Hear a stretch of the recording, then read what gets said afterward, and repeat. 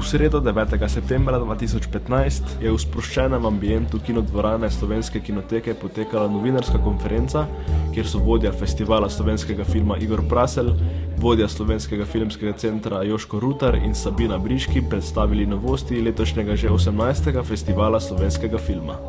Ta se letos zaradi rekordnega števila prijavljenih filmov podaljšuje na 6 dni. Festival je dobil kar 146 prijav. V tekmovalnem programu je 14 celovečernih filmov, od tega 7 domačih, igranih, 1 dokumentarni, 6 koprodukcij.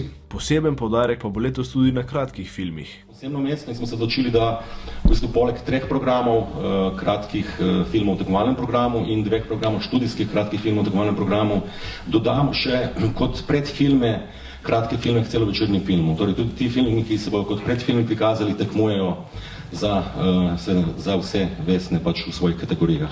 Še ena novost, ki se zdi meni tako prelomna, je tudi to, da smo letos sklenili koprodukcijsko pogodbo z Akademijo za gledališče, radio, film in televizijo. Delali bomo oddaje, preglednike v živo, kamor bomo tudi povabili avtorje celovečernih filmov. Z njimi se bodo pogovarjale kolegice iz Filmflova, ki so letos prav tako prijazno pristopile k projektu.